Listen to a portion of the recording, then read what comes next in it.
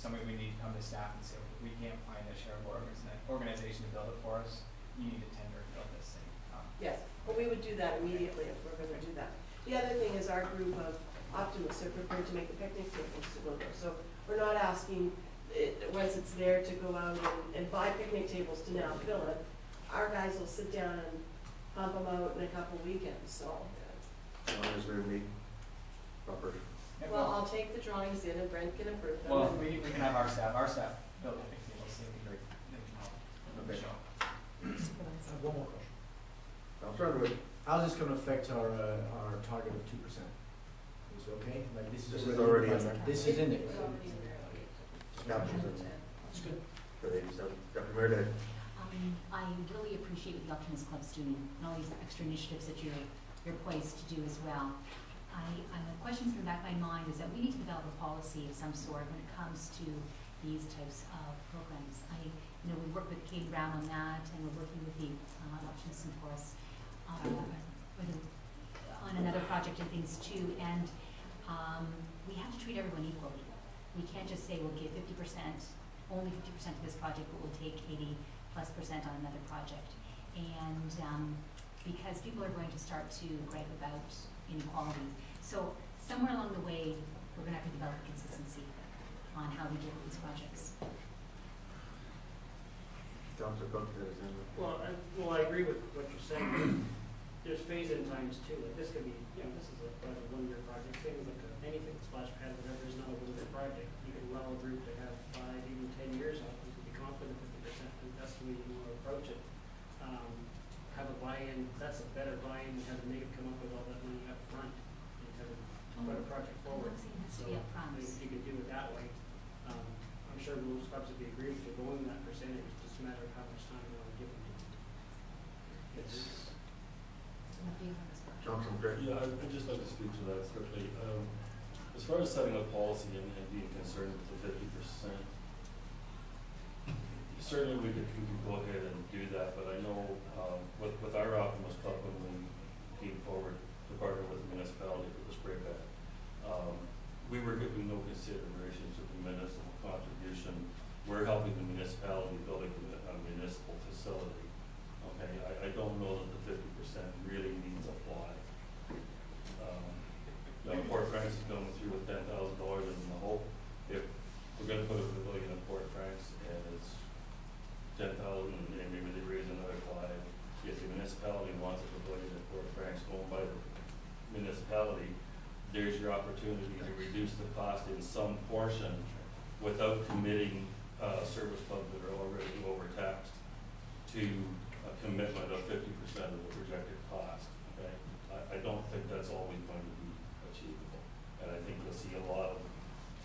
I know if I went back to our club and said, look, we've got to come up with an absolute minimum. We've got to commit to 50% of the cost of the spray pad. We wouldn't be fundraising anything. We would just walk away.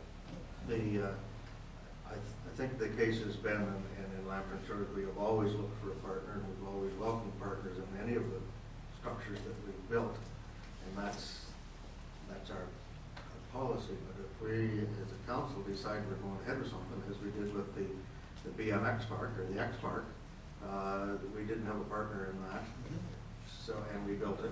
So this goes ahead. If we got 10,000, great, thank you. If you can give us more, that's the best. If we believe that this is what's right for the community, we put the money in the budget and do it. Partners are welcome. The partners are the way we got most things done, and usually something like this, and I guess it was in Port Franks as well. It was the Optimists that thought we needed a pavilion, put the idea forth, and our rec plan, and the seniors, and everybody else. So we've got the money in here. It's part of the plan. To have a hard and fast policy on a percentage, we've already gone past that with the X Park that we haven't. So that's. I'll let just to add to that, staff will always help with any grant applications as well as any fundraising efforts. Yes. I mean, I don't know where we need to go, but I would certainly try.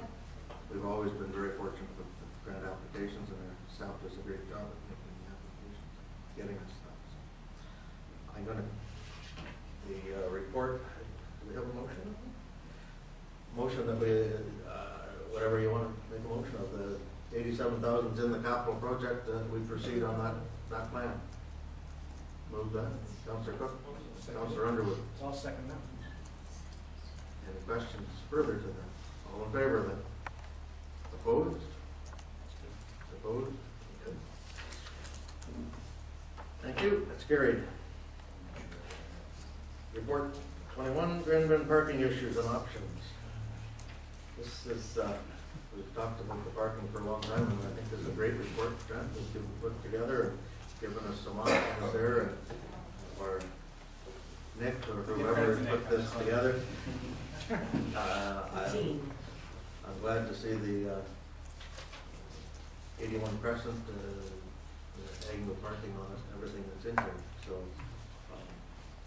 going to take us through here, what's the end result? I love the signs, but that money for the signage is not in the budget at No, this time? as far as what's in the budget now, 81 Crescent can be accommodated in our operating budget. That's Yep. just, it's a little bit of pain. It's not a huge amount of cost. But other than that, the rest of the options, none of them are currently priced in the budget. So this report basically follows most of the recommendations that the chamber in their parking report gave to us. So it puts a cost implementing each of them. One of the challenges that we have when we were looking at the report, River Road, we received a delegation last year noting some of the challenges we had on River Road with parking, especially boat trailers. At this point in time, this report doesn't necessarily address that problem, or that takes a bit more thinking. It's a bit longer strategy for us. But what we felt was that these would be some immediate things that we could put into place for council that would increase parking. The signage strategy is something that we hear, almost on a daily basis, and for good reason. It's not particularly well signed on the main street where parking goes. And then the vegetation is starting to grow, so it is a challenge for us. When we're looking at wanting to increase parking, Albert Street, the washroom complex does have the opportunity of expanding. The playset there is due to be removed and probably isn't in need of being replaced if we want to find some extra parking there. River Road, we do have the opportunity of delineating it by painting over top of gravel. We're willing to try that to see how it holds up for a year. We still think we need to have signs down there to let people know. What we felt would probably be the best option on River Road is to make it paid parking so that we can recoup those costs and then put it into actually paving the area that needs to be paved and then having permanent markings on the pavement.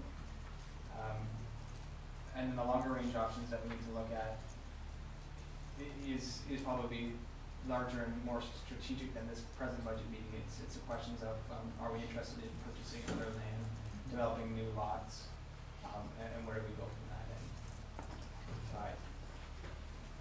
Question, I guess, to start River Road excavation option. The Spear Park, where I guess further away from the lake, from where the Grand Bend sign is that our property? It is our property. Yeah, yes, it is our property. It's like parkland in there and Yes. there's some picnic tables. Is that an option for parking in that area? It's an option. I think we struggled with whether or not to put that forward as a consideration, because you are getting close to a environmentally sensitive area. It does mark the original location of the bend, so we thought there might be some history there that people may wish to protect and not just simply pave over top of it. Some people maybe have a different opinion, but Okay. That was one. I like the signage. I don't like the $20,000 it takes to put it there. The QR code, I assume, or I zapped it, I guess is what you call it. I don't know what you call it. Anyway, it needs to go right to the map, I think, instead of to the web page. And I it's think probably working on it. one of the things that we've heard too, just from other communications, that our website currently isn't very adaptable or compatible with smartphones. But as we chatted about the other night, we do have money in the budget, and that would be one of the points, is to make it compatible with smartphones.